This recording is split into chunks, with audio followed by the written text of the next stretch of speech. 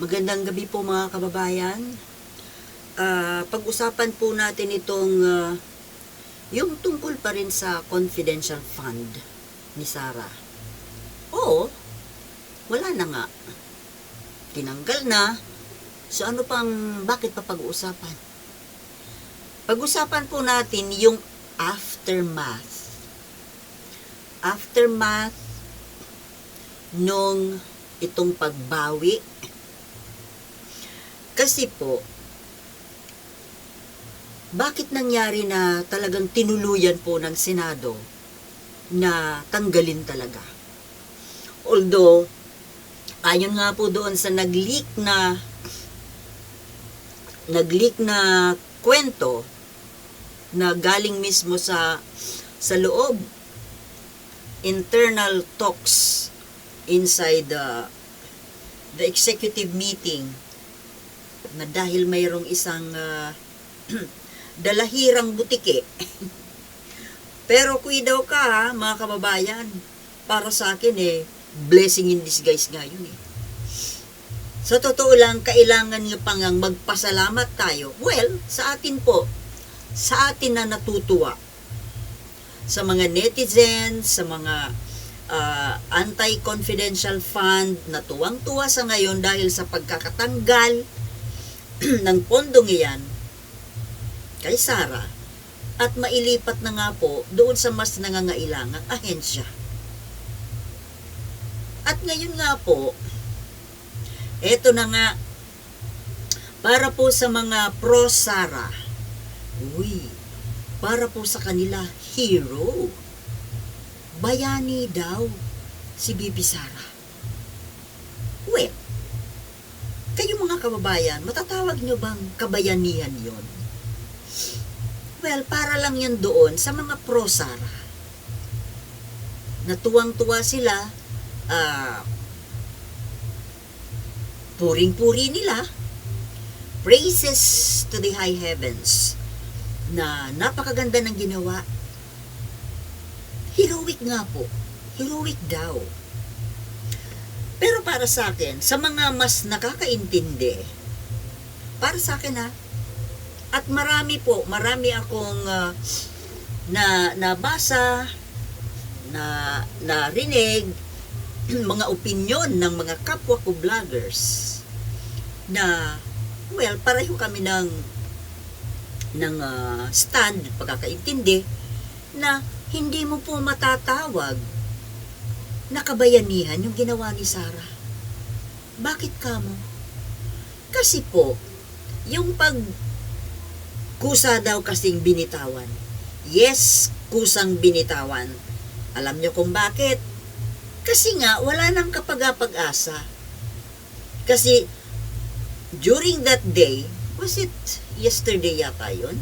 Yung sa budget hearing, na pag-uusapan na naman nga yung tungkol dyan sa 650 million na sinisipon po ako. Sorry. Actually, mainit ako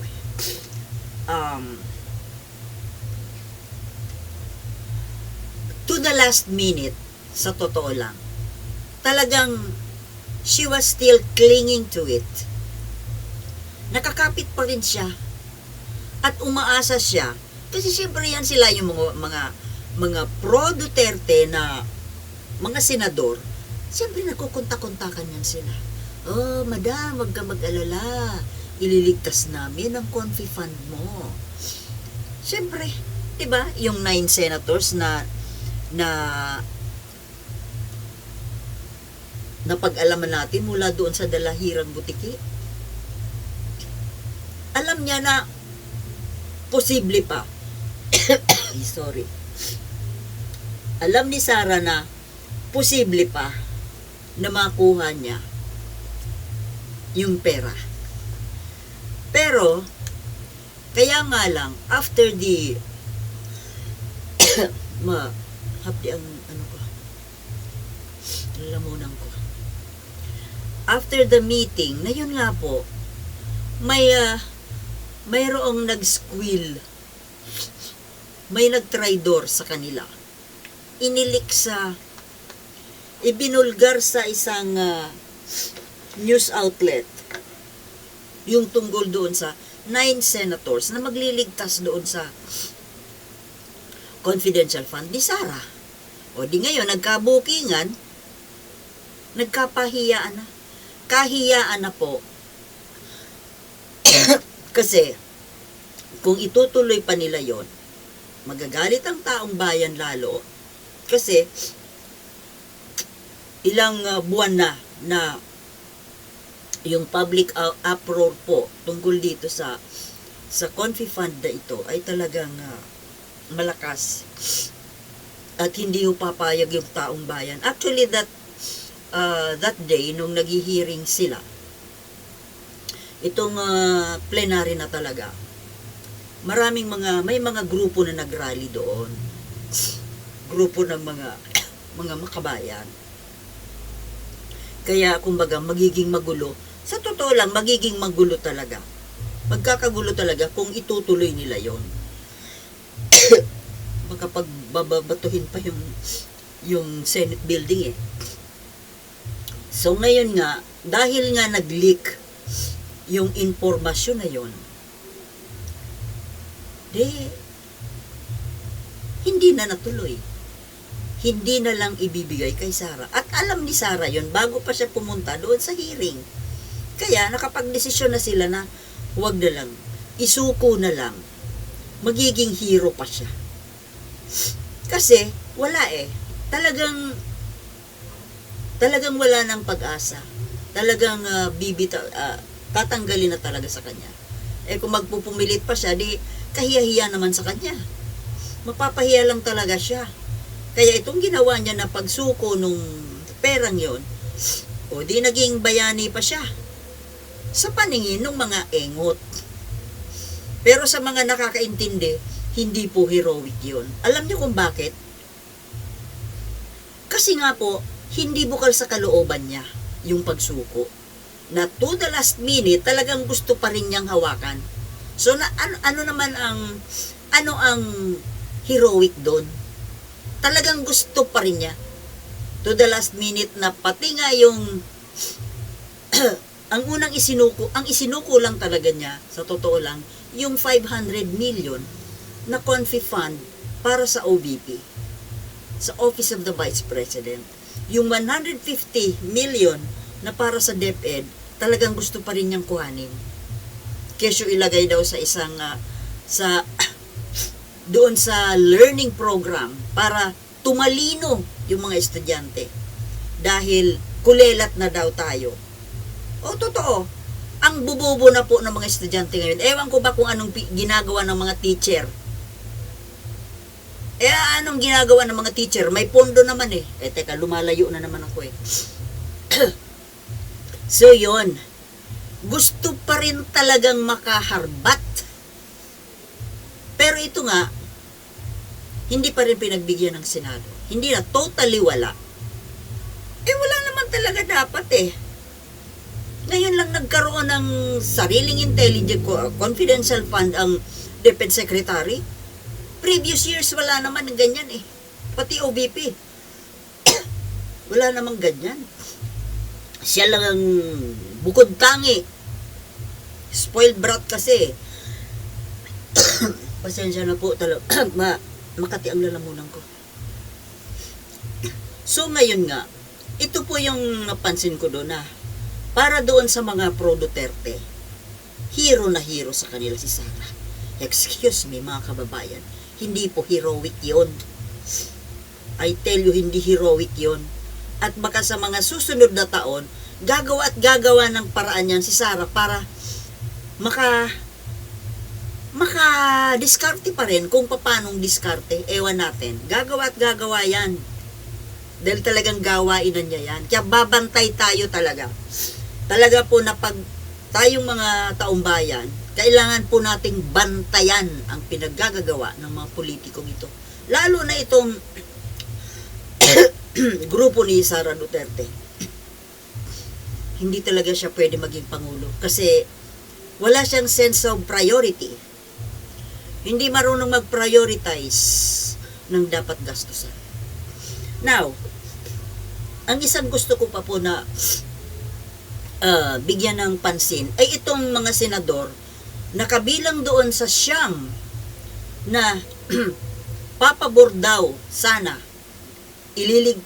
magliligtas sana sa confidential fund ni Sara. Galit na galit po sila, talagang umuusok ang lahat na butas ng kanilang katawan. Lalo na itong si Jinggoy at saka si Bato. Talagang nanggagalaiti, nanggigil na halos mapatid na ang kanilang mga ugat, lalo ito si Bato de la Rosa. Hello? Ano ba ang kinakagalit nyo?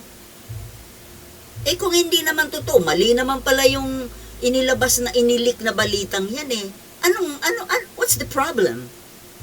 Ano kinakagalit nyo?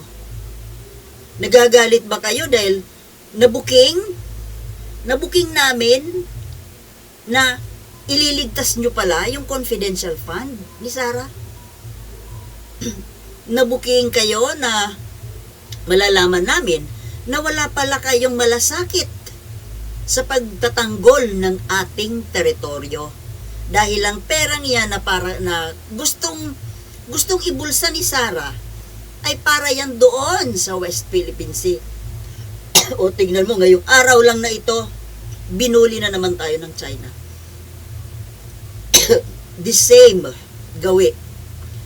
Pero may narinig ba kayo na pagkundina mula dyan sa grupo ni Sara, lalo na si Sara at yung siyam na senador na yon? Wala sila pong pakialam kung maagawan tayo ng teritoryo. Kaya yung siyam na senador po yan, ang iba po dyan, gagraduate na, ang iba dyan re-electionist sa 2025, nako, remember, wag po nating kakalimutan na wag nating iboboto ang mga yan. Wag po nating bibigyan ng pagkakataon na makaupong muli. Dahil tumutulong sila sa China para agawin ang teritoryo natin. Mga traidor po yan. Sabi ko sa iyo, yung si Jinggoy talagang magbibigay yan kasi nga may gusto siya kay Sara. Hindi na nahiya, may asawa yan ha. Pareho kayong may asawa, ikaw Jinggoy may asawa ka. Naku, pag naging intense, kumakating-kating. Grabe po kasi sipon ko at saka may trangkaso ako kahapon pa. Kailangan ko lang talagang mag-vlog dahil sa ang daming mga mainit na issue. Hindi man lang nahiya sa asawa at sa mga tao na lantaran, kahit napabiro yan, sa totoo lang, pambabastos na rin yun. Pambabastos kay Sara, pambabastos sa asawa mong sarili, at sa asawa ng Sara. Papahalata na crush eh. Kaya talagang ibibigay niya, kaya wala siyang pakialam, mapasaya lang niya yung crush niya, di bali maagawan ka ng teritoryo. Yan si Jinggoy. Pati yan si Bong Revilla. Ako actually, mas ko si JV Ejercito kaysa dyan kay Jinggoy. Mas formal na tao. So ngayon, ito nga pong galit na galit sila. At kesyo magpapaimbestiga, ipapatawag yung mga suspect. Whether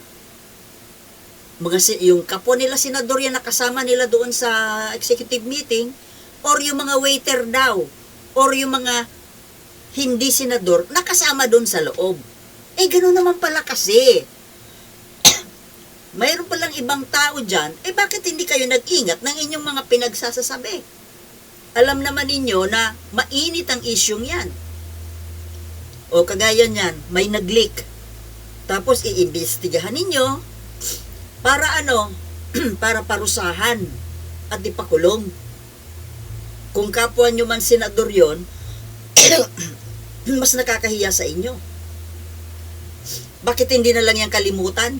Total, Total naman, tapos na yung issue, oh. Hindi na isinuko na ni Sarah, o ano pa. Kasi kung dudul-dulin ninyo yung issue na yan, hahagilapin ninyo kung sino yung nag-traidor at ihaharap dyan sa Senado, iimbestigahan, at malalaman din naman ang totoo na kayong siyam kayo ay talagang mga traidor kayo, na talagang gusto ninyong ituloy yung pagbibigay ng confidential fund kay Sarah. Mas nakakahiya. Kung ako sa inyo tumahimik na, forget the topic na. Isa, na mas, the more you talk, the more na nabibisto namin na talagang gusto ninyong iligtas yung confidential fund. Oh, galit na galit kayo. Bakit? Kasi nabuking kayo. Oh. Tapos ngayon talagang gusto nyo pang mas i-confirm yung kabukingan. Mas lalong gusto ninyong i-confirm sa taong bayan na oo nga, kayo kayo ay bumoto.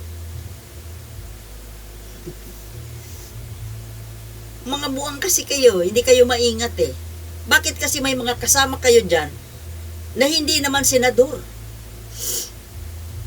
Kapag confidential na istorya, di confidential, kayo-kayo lang. Ang mga waiter naman, hindi naman kailangan na nandiyo dyan lagi sa tabi ninyo. O pagkatapos mag-serve, di palabasin. Pag kailangan, tawagin. Di ba? Tapos ngayon mag-aaksaya na naman kayo ng mga araw at budget para lang mag-imbestiga kung sino yung nag-traidor sa inyo. Ako medyo parang alam mo na kung sino. Nabuking lang kayo kaya galit na galit. Sus. Wala naman, hindi naman kayo dapat magalit. Ay, lesson lang. Wag nang uulitin pa. Na kapag mga sensitibo ang pinag-uusapan, kailangan kayo-kayo lang. At mag-blood compact kayo dyan na mga 24 senators na walang bookingan kung anong napag-usapan. Diba? Oh. Galit na galit kayo dahil nabisto kayo sa mga kabalbalan ninyo. Mula ngayon, magbabantay na kami ng taong bayan. Sa totoo lang. Mga kababayan, hanggang dito na lang muna kasi talaga ang katipon ng lalamunan ko. Pasensya na po. Thank you for watching and see you in my next vlogs. Peace.